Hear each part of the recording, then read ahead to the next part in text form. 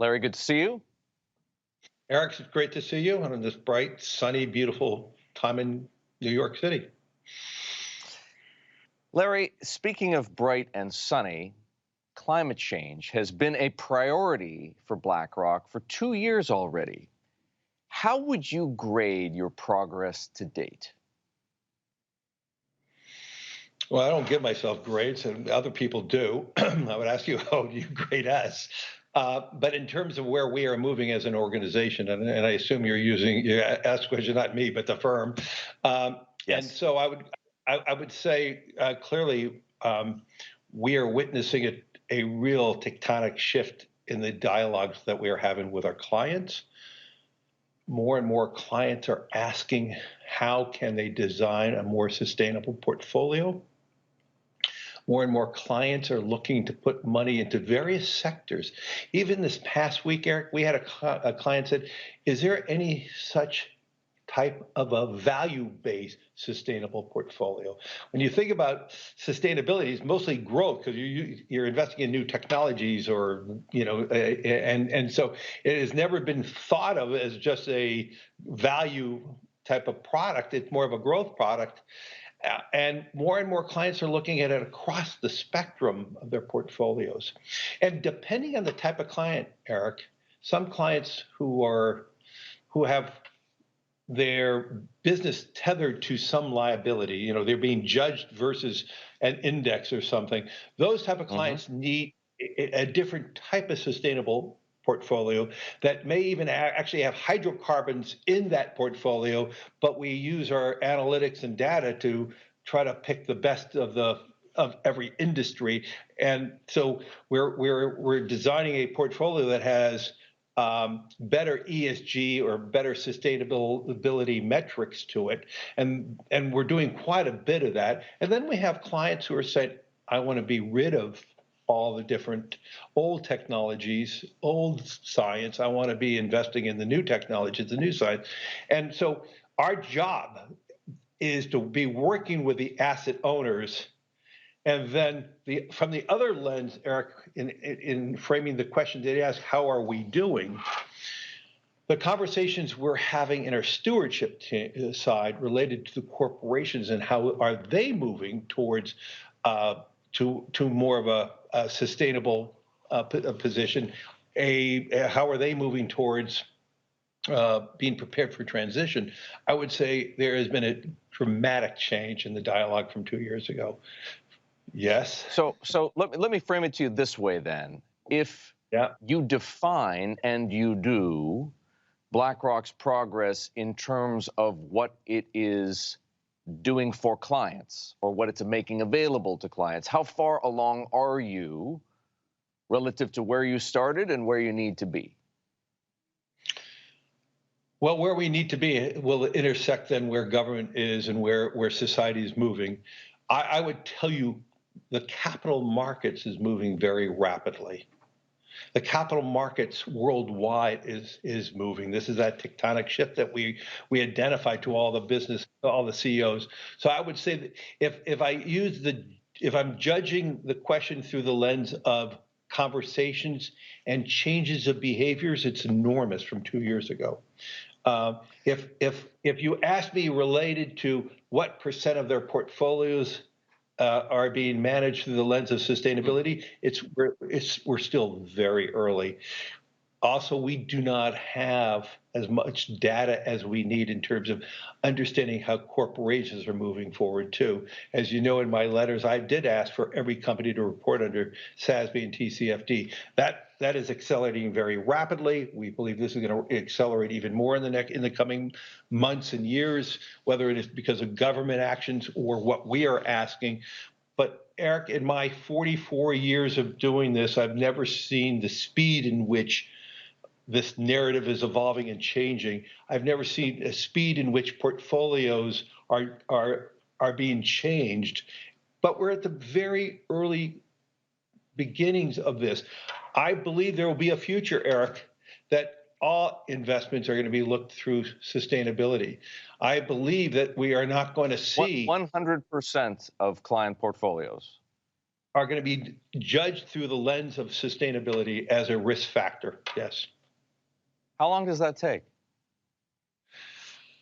Well, I don't know. It's going to take. It could take for some companies a few years, and some other companies many years. It really depends on where society is taking this. If society is only asking public companies to make changes and not the rest of society, it's never going to happen to the fullest amount that I just suggested. But if we have everybody saying we must move here, then it's going to be more rapid and the change is going to be good. But through all changes, changes are opportunistic, change is disruptive. And so we need to be careful in how we design this. This has to be done through enormous long-term planning for society to do this effectively and well. You know, I look at this like I look at the pandemic, Eric, and I want to just use a reference. And this is why I do believe the pandemic is a good metaphor for what is going on in sustainability. The pandemic was an existential risk. It showed how fragile society is. I mean, when you step back and ask yourself how society navigated over the last 12 months, and segments of society have done very well and segments of society have done very poorly. I want to, if you take that same type of metaphor for where we are in sustainability, the Earth's health is deteriorating. So it's not like a new pandemic. And we see it getting sicker. And we have to stop that disease curve for the Earth. And the sooner we start changing the course of that of carbon in our environment, the sooner we can stabilize our global Earth's health. And so this is a bigger task. But when you see the brilliance of technology and the brilliance of humanity, that we were able to get a vaccination in 10 months for the pandemic, I am absolutely optimistic that we will find the technologies to rapidly change the direction of the Earth. But that takes, because we're not at the beginning of the Earth's poor health. We're actually rapidly accelerating the Earth's health problems, and so it's going to require much more deliberate planning, much more deliberate investments to do this.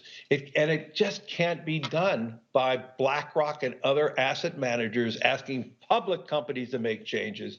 It has to be done across all society, or we're lying to ourselves. We will not get this done.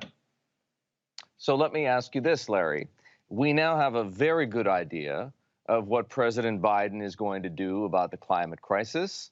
He wants to cut U.S. greenhouse gas emissions to half their 2005 level before the end of this decade. Is that aggressive enough or too ambitious? Well, there's 127 countries before we announce this have already announced some form of initiative towards movement towards the reduction of greenhouse gases. Unless there is changes in behaviors across all society, not just public companies, not just for disclosure of public companies, if there's not enough investments towards bringing down the green premium of these new technologies, this can't happen. And using an example, we had solar and wind technology 30 years ago, and it was really expensive, 50, 60%,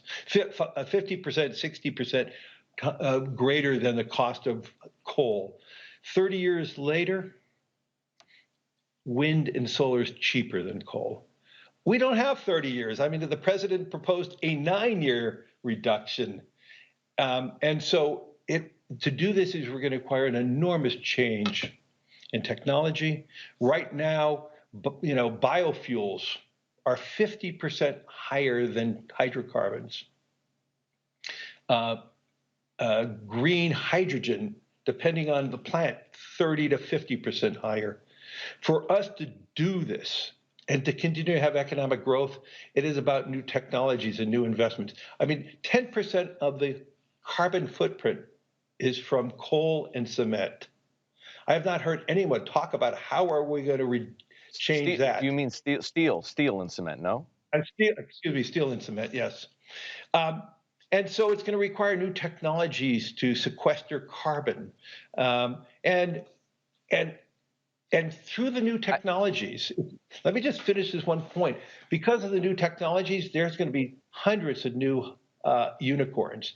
And so I'm excited about not the risk of transition. I'm excited about the opportunities.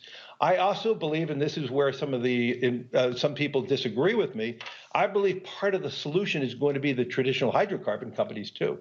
They have the science, they have the technology, they have actually, old wells of energy, of oil and gas, these big fields that they could now repump in carbons into those wells, and they could do it probably more cheaply than any other thing at the moment. And so it's going to be a combination of old industry that's becoming new and new technologies that are going to change our world. So if you're that confident in the prospects for technological advancement, innovation that could create, as you say, all kinds of new unicorns, what is the right role for government to play? Because if the private sector, as it did largely with solar and wind, can solve this problem, what does the government need to do? Well, you saw to get our vaccination in 10 months required government involvement. I mean, if you look about billions of dollars of government involvement. Yes, so I believe it's going to be a combination of government and private sector. Okay, one of the big issues that we're having, we don't have enough opportunity to invest in sustainability in the United States. There are not enough projects in the United States right now. We have huge demand. And if you look at the valuations now of solar and wind versus, solar and wind is the returns are quite modest today. There's a great need for this. So we would welcome an infrastructure sustainability projects that are being created by the government, and can they be financed by the private sector? Absolutely. But to get this done in 9 years, Eric, I mean, let's just talk about biofuels for a second. We've been talking to one of the leading companies in biofuels, and we have investor demand to create a biofuel facility in the Northeast. It may take years to get the permitting. So if we're going to do this in 9 years or less, we have to then accelerate the permitting process. We're going to have local government working with state government, working with federal government. I could say loud and clear, Eric, the capital from the private sector is awaiting the leadership of government to start promoting this. We will be there. We have the capital. Now the question is, when will we see the projects, and how quickly can those projects be permitted and beginning construction? There is so much desire for change. So I could say enthusiastically, we have the capital. We don't have the projects at this moment. The government inevitably will be spending billions, perhaps hundreds of billions, possibly trillions of dollars of its own money. Larry, the president has proposed or is contemplating a number of new revenue schemes to fund his agenda. There's a whole range. One we learned of recently would double the capital gains tax from 20% to 40% for wealthy Americans. Would you support a 40% capital gains tax? I would have to understand that, and I don't want to go into politics, Eric. I mean, but there is no question we need to find a way to raise the revenues. But I would also argue, I don't know if it would have to be hundreds of billions of dollars from the federal government. If they designed a public-private entity, we do not have to increase our deficits through this. If we created a structure in place where we have proper bidding for the projects from the private sector, that they're being developed, the permitting is being accelerated. So I actually believe there is such enormous reservoir of money capable to invest in none of this. And I would welcome the opportunity to talk to any government on, how can we accelerate the ideas of moving forward. The Biden administration has announced many different things, from their infrastructure bill to sustainability, now revenues and taxes. Let's see how this all plays out and how this goes. But I'm not going to go comment about one tax versus another tax. That's not a non-winning story. Well, no, I respect that. The reason, of course, I bring this up is because that particular approach, a capital gains tax, has implications for financial markets, that has implications for investment returns. Those are things that you're concerned about. And as a sort of a third order effect, it might even have implications for BlackRock as a company. 2/3 of our assets are retirement assets.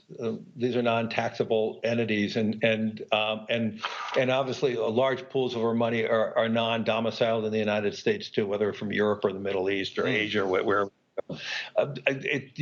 Our taxable accounts are not that large, and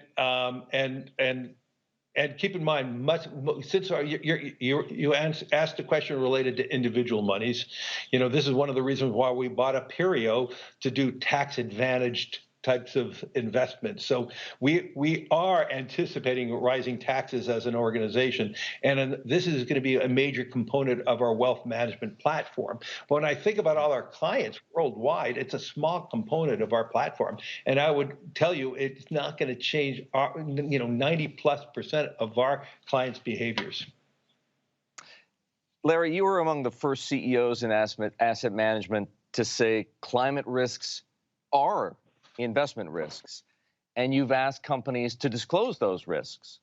But complying with your request is still a matter of choice for CEOs.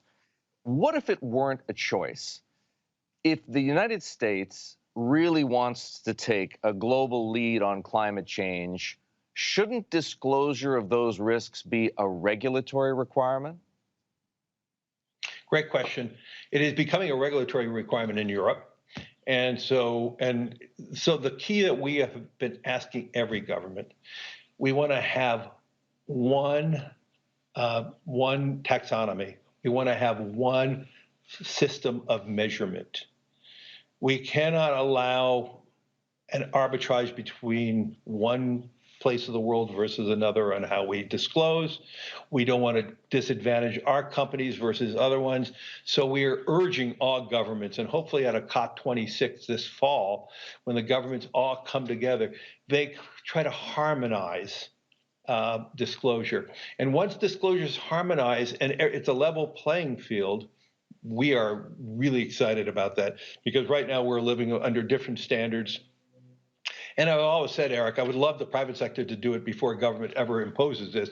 And that was some of my messaging too, because my messaging privately was, this is going to happen whether you like it or not. And now it's starting to happen, or it appears it may be happening. We all should get prepared to doing this now.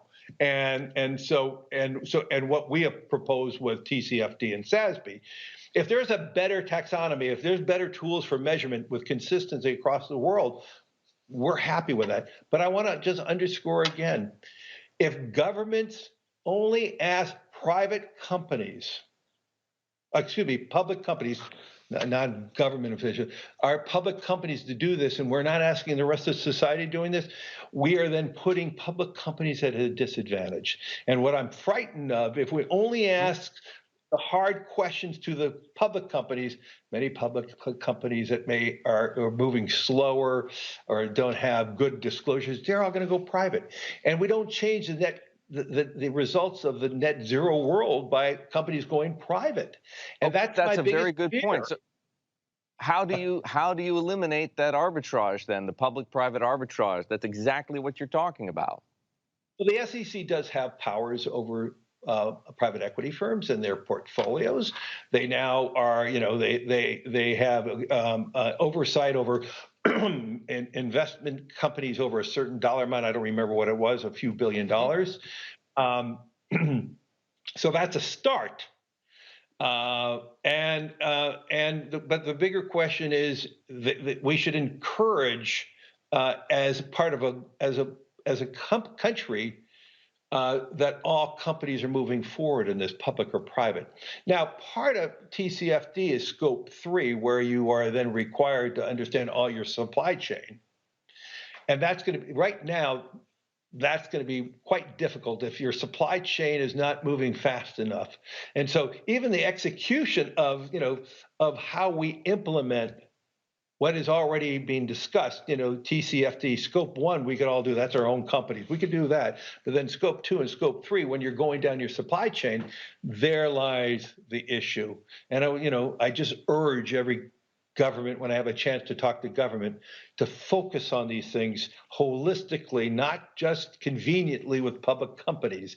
We have too much pressure on public companies, and we don't ask the rest of society moving on. We are going to put our public companies at a disadvantage. And then more importantly, though, we're not going to get to a net zero. If we truly have the objective of changing our disease curve, as I call it, related to the Earth, the only way we can change that is getting all of society behind it, not just the few, the thousands of public companies. That's a start, but we're not going to get there.